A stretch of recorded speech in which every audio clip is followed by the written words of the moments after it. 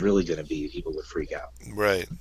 But I think that this could be, you know, A between year or two. 6 and 18 months, Yeah. and these, and frequent shutdowns could be part of the future, going forward, just part of what happens, Hmm. because, because we're going to have ways set up to look for these things and shut them down quickly when they happen, Right. you know. So if we have to go on a lockdown every once in a while for a month or two to make sure that everybody's okay, then that's what we have to do. Hmm. But anyway, go ahead. What would you say gives you hope? We went over anger, but what gives you hope? Just in general. It's cheesy, man, but like it's like what Mister Rogers said. Look You for the always look for the helpers. helpers. Right. Look for the helpers, man. Hmm. And everywhere you turn, in every facet of society, there are people who just want to do good and help people. Hmm. There are people who see, you know,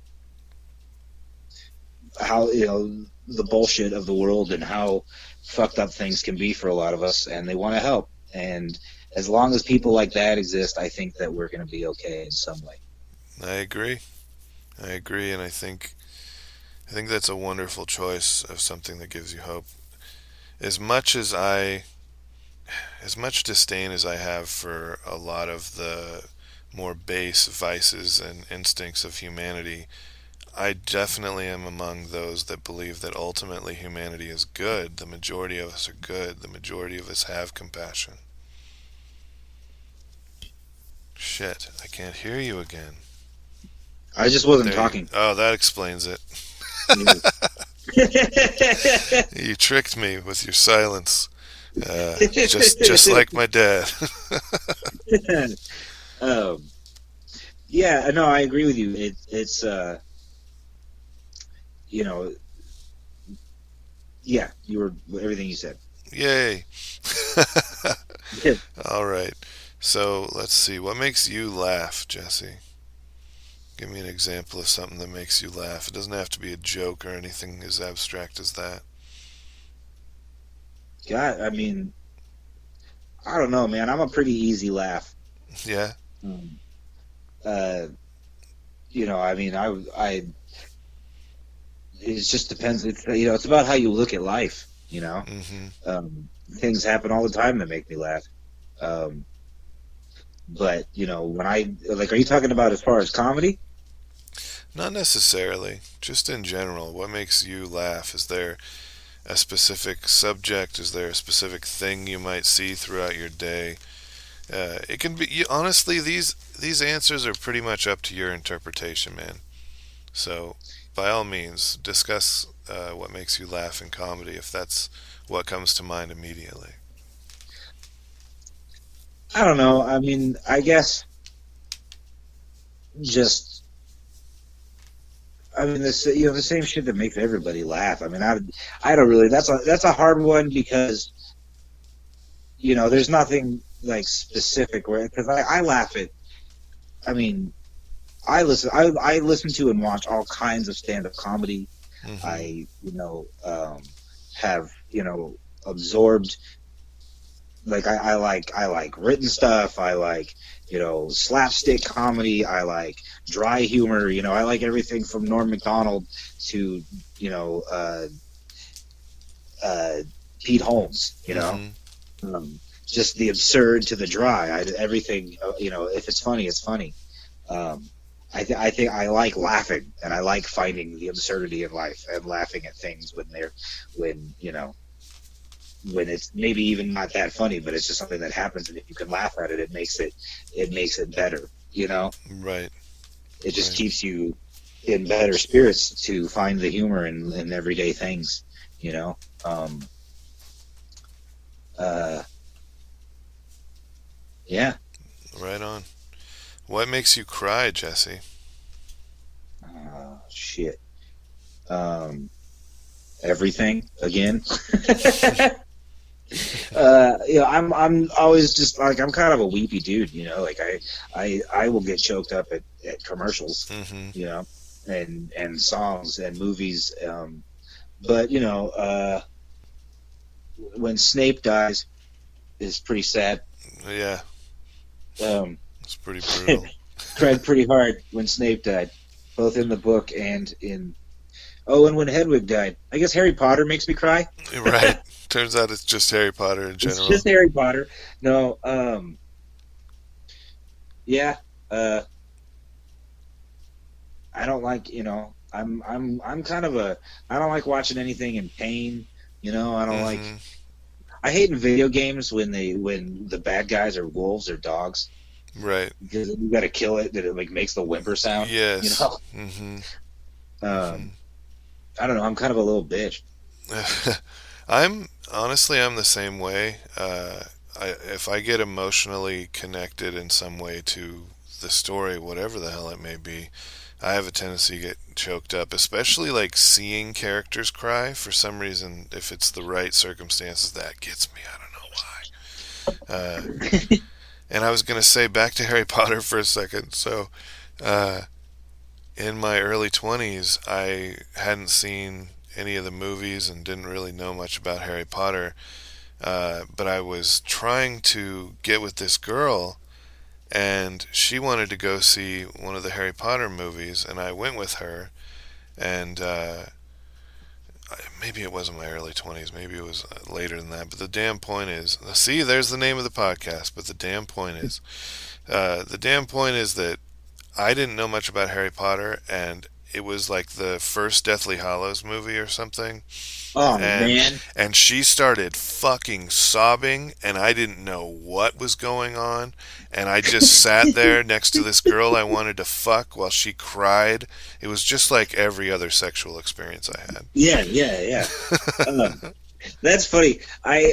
My dad is notorious for falling asleep in movies, and it doesn't matter like how loud and explosive and like what's going on. But my family and I went and saw every Harry Potter movie in the theater together, all 8 of them, and my dad fell asleep in almost every one of them, right? Right. And my mom, how long, how many years was that? What, like 2002 or 3 to like 2012? It was like Hmm. 10, 11 years, something like that those Hmm. movies ran. And through that entire time, my mom would have every time they would show a Harry Potter marathon, she would put it on. She would watch it, watch the DVDs of it. It was Hmm. like Harry Potter all the time, for Right. years. And there's no way my dad didn't absorb those stories, Right. you know. Anyway, we go and we see the 8th movie, Hmm. and we get out of the theater, and we're walking out, and I say to my dad, "Did you like it?" And he goes, "So this whole time, the whole thing was just to try and kill that snake guy?" It's Like, perfect. yeah, Dad. I mean, if The you want point to of every simplify it. fucking movie Yeah. is he's the bad guy in every movie. Yeah. Yeah, no shit. Like, what do you mean? Of course, that's the whole point. That's fucking great. I like your dad's succinct synopsis of movies too. I want to hear more. Like, I want to hear him break down complicated, amazing movie. Like, tell me about Memento, Dad. Tell me what Memento's about. That's a fucking good one. Yeah, it's been 20 years since that movie came out. He's like, this guy's forgetful. I think he's trying to kill somebody. Like, all right, that's close enough, Yeah. Dad. I'll But the allow one it. with the guy with the freaky tattoos. Yeah, I like forgetful. Like he doesn't have some sort of amnesiac condition. He's just forgetful. Where did I put my damn keys? Oh, this movie's riveting. And he's got that tattooed across his fucking arm and shit. Your keys are on the hook by the Like, door. Yeah. it's just like, get milk. Like, Oh, that's great. So you brought this up, so let's jump to that. What were your parents like growing up? oh man. I don't know. My dad worked a lot, and my mom was a stay-at-home mom. Hmm. My dad commuted to work an hour each way, and or sometimes 2 hours each way, depending on traffic. And Hmm. he worked like 8 to 12 hour shifts a lot of the time. Um, so he was, gone a lot, but we hung out, and I mean, I don't know, they were just normal suburban parents. Hmm. I didn't get along with my dad for a long time, but Yeah. um, from when I was like a young teenager, maybe like 11 or 12 to like my mid 20s. I mean, we still hung out and stuff, but we had a lot of fights and things didn't really go that well. But I Hmm. think we have a much better relationship now than we ever have. Do you think the turmoil was kind of a result of you finding your place as a male in this world, or do you think it was more something else that caused you guys to not quite mesh? I think it was just a personality clash, Hmm. and um, you know, just you know, yeah, I think part of it was what kind of what you're saying, and just I don't know. I think whatever it was, it was just my dad and I butted heads a lot, Mm. and so we argued about everything, and then we were both very angry people, and so we would get angry with each other, and have really bad fights. But now we've both calmed down a lot, and neither one of us are as angry as we were about anything. Yeah, yeah, that actually makes perfect sense to me. I feel much the same way about my father. We did not get along because we're completely opposite.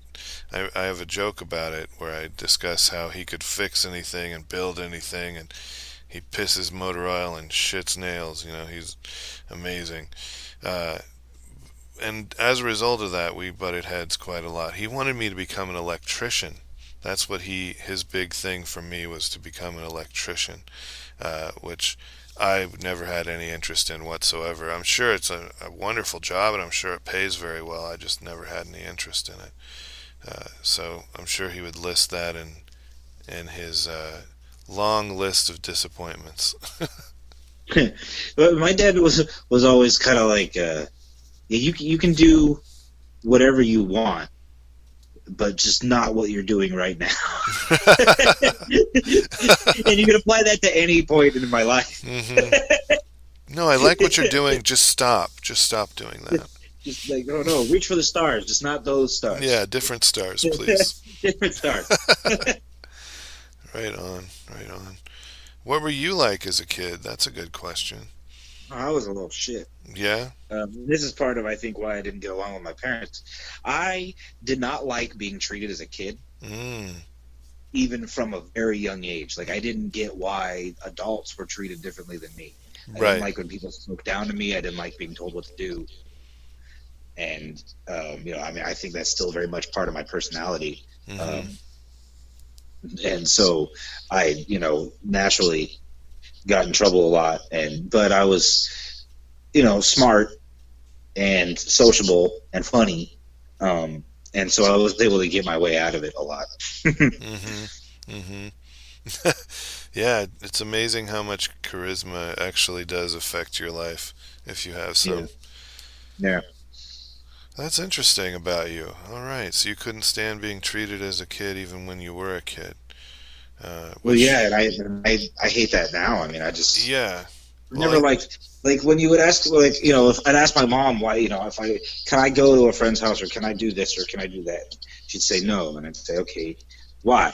Because I wanted a reasonable explanation hmm. as to why I couldn't go, and if it made sense, I would agree with it and be fine. Mm-hmm. But she obviously didn't feel like explaining herself to a child, Right.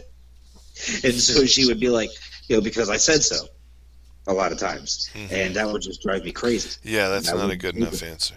Yeah, I wouldn't take that for an answer. And you know, I it was just like, just admit you just don't want to deal with it. Right. You That's. don't feel like my mom had a lot of anxiety. She was very very overprotective, and so if I wasn't at home, she was worried about me. Hmm. And so if I was out, she was going to worry, and so sometimes she just didn't feel, she was already under a lot of stress for whatever reason, and she just be like, no, and she wouldn't tell me. At least this is my interpretation of it. You know what I mean? Hmm. Hmm. But yeah. All right. Not bad.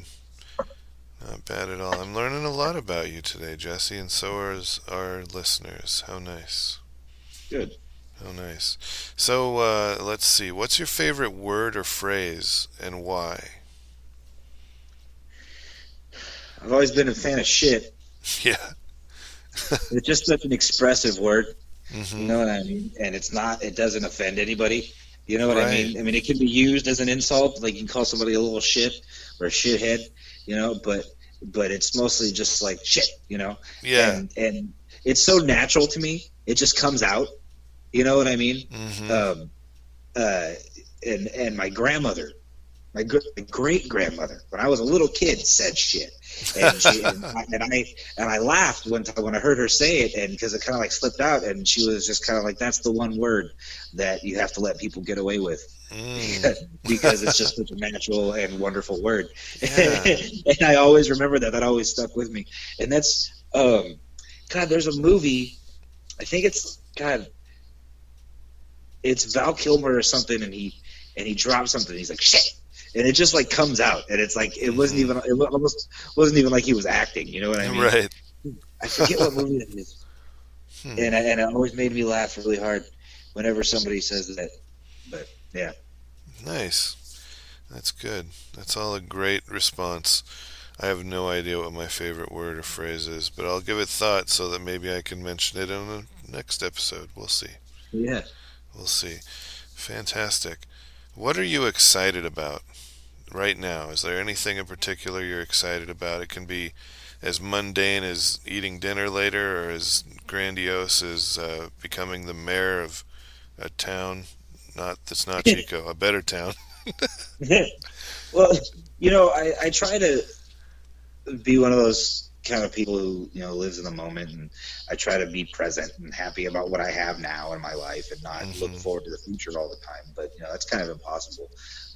But I've Right. always, I never have really gotten my shit together and gotten like a good, well-paying job with health benefits, and I live in a studio apartment, and like my dad bought me my car, and I was really close before the pandemic started. I was really close to getting to that, and I still am. I'm Hmm. still, interviewing for jobs, for teaching jobs, and I might get hired to start this fall. I might not, but I've got all the schooling behind me. I've got everything I need to start my career, and then I can actually, move out of the little fucking studio I live in, and I'll have time to like write comedy, and I can get a dog, and I can, there's all kinds of things that I want to do with my life, and I'm really close to getting to the point where I have the freedom to start making choices like that, where I haven't really ever. I've always been poor. I've always been living paycheck to paycheck. Right. So except for when I lived with my parents, but I've moved out of there in 2011. So Hmm. uh, this is I'm very close to that, and I'm very excited about getting to that point. I really hope that um, things don't go on a permanent freeze here. Right. Right. Well, we're all kind of hoping for that. So we'll Yeah. see. We shall see. Now we'll get into some favorites. This will be fun. What is your favorite movie, Jesse, and why? You know, it's funny. I hate these kinds of questions, and I'm going to answer them. I'm going to play along. Don't worry. Don't worry. It's But a good it's start. just, it's like a favorite. Like, fuck, I don't know. Like, there's like I love a lot of different movies for a lot of different reasons. All right. Um, Well, tell a me a lot of movie you people, really love then. well, let me. A lot of people will like give you that thing, like ultimatum, like okay, your desert island movie. If you were going to be trapped on a desert island and you weren't going to have any other movie or any other song, whatever it was, Right. what would you take? And I think that is a shitty way to phrase the question, because Yeah. it's a hypothetical scenario that would never really happen. I think I think now we have access to every movie, Yeah. That's like a through good the point. internet. It's like, what do you watch Right. when you have access to everything? What is it that you actually go to and watch? Right. You know? And if I go off that, the movie that I have watched more than anything, I mean, it's probably a Coen Brothers movie, maybe The Big Lebowski or Oh Brother, Where Art Thou? Mhm. Um, The Dark Knight I have watched a hell of a lot, but I've also Yeah, seen Grandma's Boy a million fucking times. it's You really know, good. Grandma's Boy. But I mean, I probably have to say The Big Lebowski. It's so fucking funny and smart. But Oh Brother, Where Art Thou? God, that movie's great too. Well, Um, it's a fantastic movie. Plus, the idea that it happens parallel with the Odyssey yeah, is pretty yeah, badass. and the dialogue and the acting are so great. And then, but recently, like I don't know if it's like because I'm older and I don't have the emotional connection to art that I used to have, or if just movies and film or movies and music and everything just aren't as good as they used to be. But I feel like there aren't as many that come out, or maybe I'm just not seeing them. There aren't as many good movies, you said? That's what I'm saying. Yeah, I don't really Yeah. think there's as many great movies that come out, or Hmm. if there are, I'm not seeing them. But I really loved recently was Blind Spotting. Oh, I haven't seen that yet. That is a great movie, and I recently learned that the main character, and the guy who wrote it, his name is David Diggs. He originated the part of Thomas Jefferson in Hamilton on Broadway, Oh, wow. Holy shit. and then he like wrote and starred in this movie, and it's a really really good movie. You should check it out. Everybody should check it out. Blind Spot. It's great. Nice. Well, that takes care of a movie that you like. So thank you for that. What's a song that you're really connected to or you really enjoy? Um, I've always really liked. Well, I mean, my favorite. I think the song that means the most to me right now is "Miracle" by Rise Against. Okay. Just a very motivational song about not waiting around and waiting around for a miracle. Get your shit together and do it. And it's still a new way. And I'm a person who has struggled with self confidence and imposter syndrome a lot in my life, and I've you know had to try really hard to motivate myself to do the things that I want to do, and it's taken me a long time. And that song was it just kind of mirrors how I felt a lot of times in my life. Um, Fantastic. yeah, That's a yeah. great And then explanation. Merciful Fate by Metallica, which is just an 8-minute jam session about the occult, and it's fucking awesome. And what's it called again? Merciful Fate? Yeah. Not bad. I'll have to check that out. Right on. What is a book that you love and why? Lord of the Rings is the first book that I ever loved, Lord of the or Rings? series of books. Yeah, The Lord of the Rings. I read them when I was in like sixth grade, and I then read them every year for like 10 years. Wow. And I will still read them every once in a while. I'll pull them out every couple of years and read it again real quick. Um, just one of my favorite stories. There's a lot in there that speak to me. Hmm. Just the anti-war message, the environmental message, the you know, and plus I like things with a history to it. A little bit Hmm. of a background. Um, Does that so that's mean definitely. does that mean Go ahead. you've read the Cimmerillion or whatever the heck it's called? Yeah, I've read it. Okay. Because Yeah, I have. I have. cause I hear that's just bananas, like how deeply into lore and stories and all sorts of stuff that one goes as It kind of a is. background. It's got a huge scale and scope, and there's a lot of stories in it. It kind of reads like the First Testament of the Bible, where Whoa. it's like it starts off with a creation story, and then it moves through like the history of all these peoples. But there's a lot of like supernatural interactions with gods and stuff like that. And but it's a lot of fun. And once you get past that beginning part, I feel like it's a lot more interesting. And there's a lot of characters, and it's hard to kind of stay with it. Right. Sounds like a lot to take in for sure. Like, Yeah, it's kind of like when you read it, it's not just for fun. You're yeah, taking it on. right, You're like, I'm gonna read this because it's interesting to me, and not just like a leisurely Sunday novel. right, right. I'm just gonna, do some light reading just about the history of Middle Earth. Should be Yeah. interesting. Right on. Right on. What do you think about yourself? Uh, what thing about yourself are you most proud of, Jesse?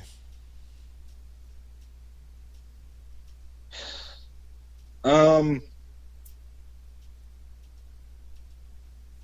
I think just becoming who I am today. Hmm. Um, there were certain points in my life where I never thought I would do anything. I was a really heavy drinker when I was younger, and I lived with my parents until I was like 27, and I had really bad depression, and I always kind of felt like I was never gonna get anywhere or do anything or be happy. Hmm. And I have since become. I've got I went to college and got a degree. They let me be a teacher. Like Hmm. people respect me, and I have colleagues and mentors in the teaching profession who see me as an equal, and that means a lot to me. Whereas 10 years ago, I thought I was just going to be delivering pizzas or working in restaurants for the rest of my life. Right. Right. Um, and So just the fact that I've been able to mature and grow up, and I'm not the kind of person who's self-defeating anymore, and um, I'm not super depressed. I'm not uh, using drugs or alcohol to make myself feel better or anything Hmm. like that. I'm just a normal person now, and it feels pretty good. Yeah. Well, personal growth is the fascinating thing about personal growth is that everyone else defines it their own way. So it's masterful to have the self-awareness to actually recognize what's holding you back and take steps to overcome those faults, whatever you might want to call them. Yeah, I mean, I think step one to that, and something that's just natural for me in my personality, is that I'm a very self-reflective person, and I think Hmm. that that's an important um, personality trait to have for personal growth. However, you know, it depends on how you use it. Um, I used to be very self-reflective. However, I would always look at the things that I did in the negative light and never tell myself the good things.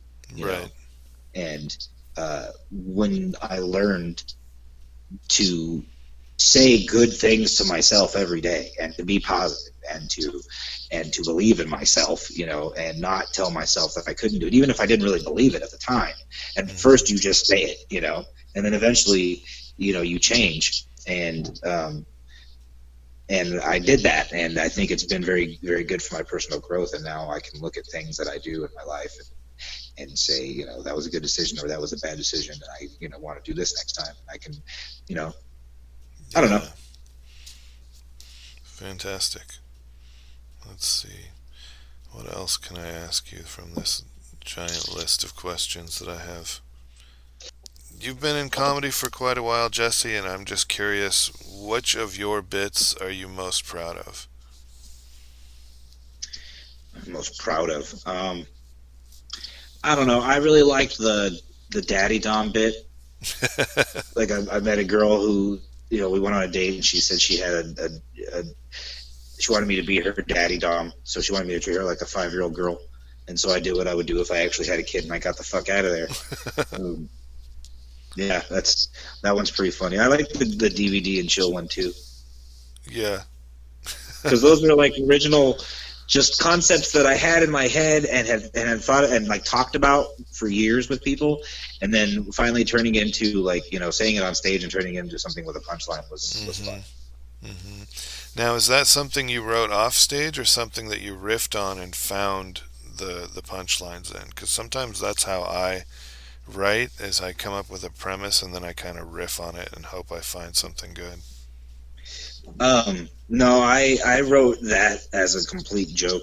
Hmm. Um, just it was the Daddy Dom one. It was because it actually happened, Right. and it was like I was telling my buddy about it, and I was like, this is what this chick wanted to do, and he was like, I don't know if he said it or I said it, but it was kind of like, well, what would you do, if you actually had a kid, and I was like, I'd get the fuck out of there, and we laughed. and it was a thing. And then I just like, that's funny. And I wrote it down, and then it just, it always worked on stage. It was one of those ones where it was like the first time I did it, it worked.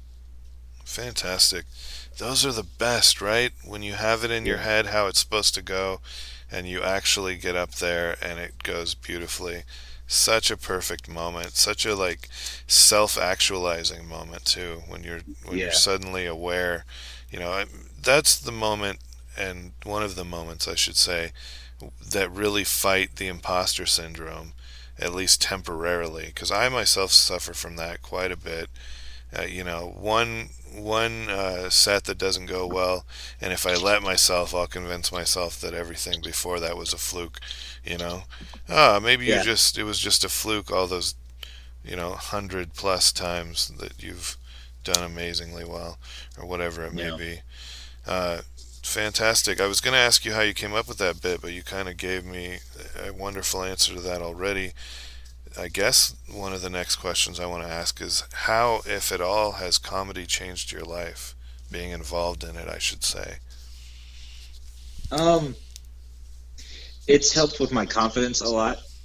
Uh, I started comedy at a low point in my life. I had just gotten out of a really like a loveless relationship that ended um, in a way that hurt me pretty bad, and I Hmm. was pretty depressed and very low self esteem. And it was before I had decided to become a teacher, and I didn't know what I wanted to do with my life, and everything was Hmm. just up in the air. And I was just, God damn, I was just kind of kept grasping at straws for something, and I tried comedy, and my very first open mic at the Maltese, I did really well Hmm. for an open mic. You know what I mean?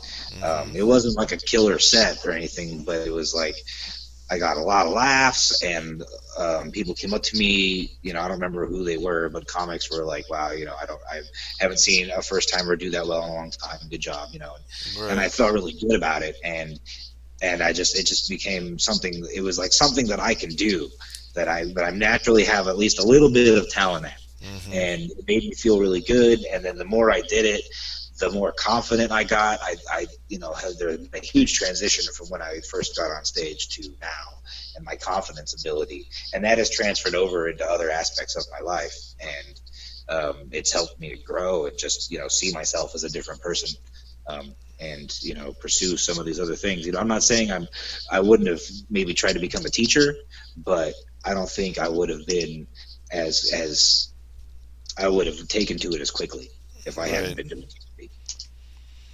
Well, like you mentioned before, just the fact that you've been in stand up for so long has, I assume, greatly affected your ability to speak in public. And considering that you're used to going up there knowing that if it doesn't go right, you're going to be met with silence, I imagine that in some ways teaching is such a breeze as far as being essentially on stage in front of those kids. I can imagine you being incredibly good at it just because you're already so great at being the center of attention and potentially having to deal with unknown goings ons. Well, I mean, it's there's a lot more to teaching than that, but Of course that there is is. I didn't mean to that, simplify it. I just mean, no, no, I know. yeah.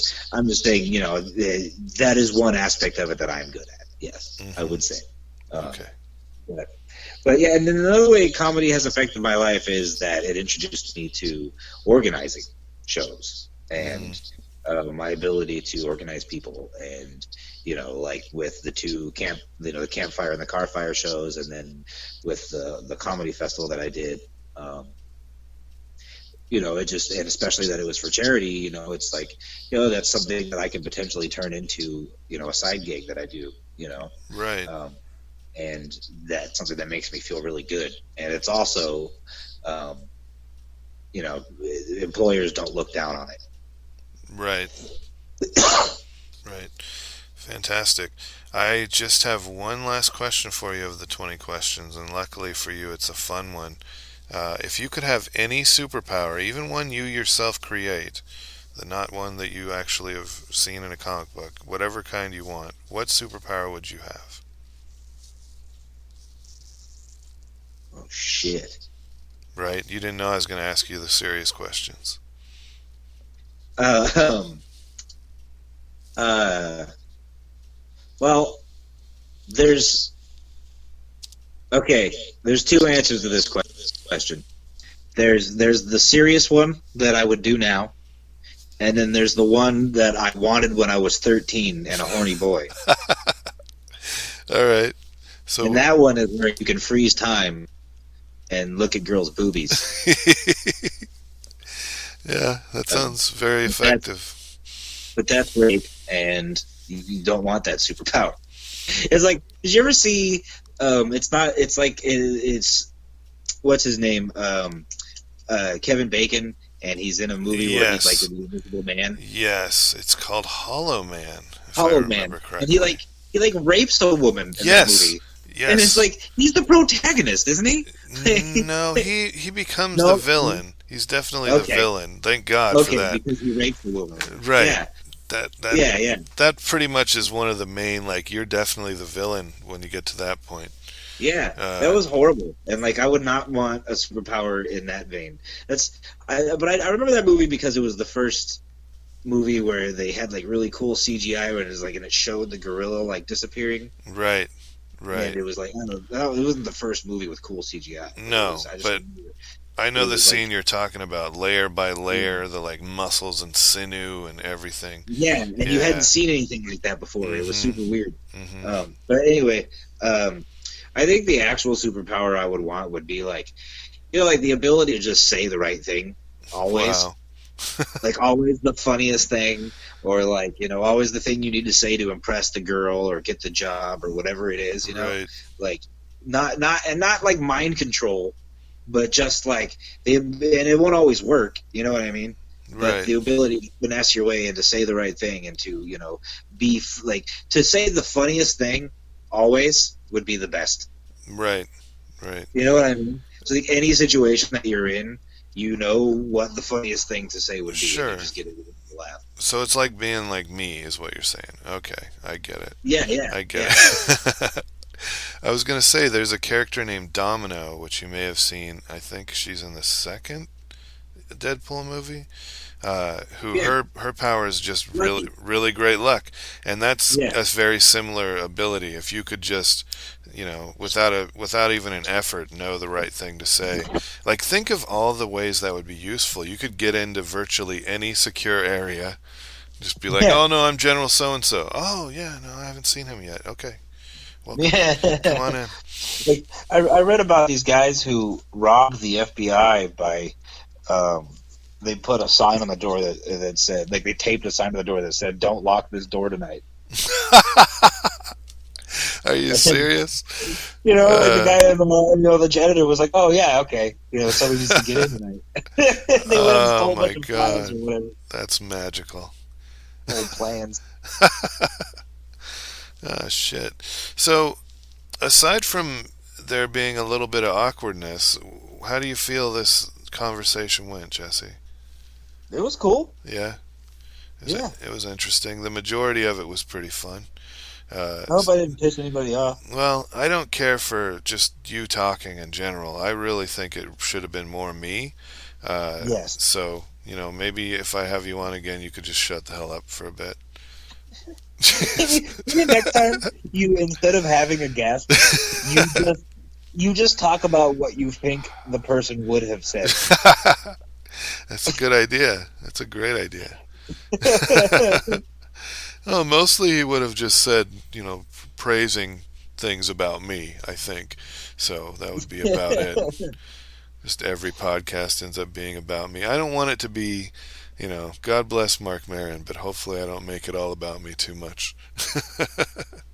Does he make it a lot about him? I don't know. uh, a little bit. I'm kind of giving him some shots to the chops there, but a little bit, and it's adorable because he notices himself doing it and tries to, like, steer things back to the guest. Yeah, he's dynamite. In fact, I have the book WTF, the book, and it's just a shitload of quotes from people that he's interviewed. So we'll have like a chapter that's all about childhood, and he'll have a chapter that's all about sex, and he'll have a chapter that's all about, so None. so basically each one there's a bunch of different quotes. It's pretty delightful. That's Uh, cool. I watched his show. yeah, his show was pretty good. It was Pretty fucking damn great. good. Yeah, yeah. Hooray for Mark Maron. I think he's incredibly talented. And Yeah, there's a lot of I'm really out of the loop with comedy right now. I haven't really seen anybody new that's impressed me in a long time, but I hmm also haven't been trying to find them. right. Um, but it's I feel just like every time I turn on a Netflix special of somebody I haven't seen before, I don't like them. You know, I just don't find them that funny. I don't know. I'm kind of picky sometimes That's all with right. stand up, I think. but I don't know. I mean, earlier in the conversation, I said that I like all comics, but I mean, I just sometimes I feel like some of those jokes on there are forced. But Right.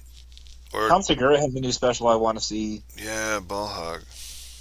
Yeah, have you seen it? No, it looks great though. I want to see it. I mean, I love Tom Segura, so I would love to Yeah, me watch it. too. Maybe I'll watch it tonight. Nice. Good deal. Well, holy shit, our conversation took almost 2 hours. Wow. That was longer than I expected it to. Maybe more like 90 minutes, but it feels like a lot. Yeah. Well, Uh, there's some stuff you're gonna edit out in there too. yeah, mostly your part. Just get rid of Yeah. your part. And Hey, so this has been But the Damn Point Is, and my guest today again was Jesse Clark, local comedian and teacher. Wonderful to talk with you, Jesse. I'm sure we'll have you on again someday if you're good. yeah. Thank you. Am I the first guest? uh, Technically, yes. I was going to have Don on, but he didn't get back to me in time, so I don't know. He might be number two then. In fact, I think Right. you just will be. You were chronologically the first. It would be weird for me to put somebody else up before you. I Uh, don't really care. no, but I did say the date earlier, and you know how that is. So now I'm screwed. Yeah. Uh, Yeah, I know how dates work. I know how dates work, not the romantic kind, just like calendars and stuff. No, I thought you meant fruit. Jesse, you're a delight. Thanks again for being on the show, Hey, of and course, man. Anytime. a good deal. You take care, You and too, buddy.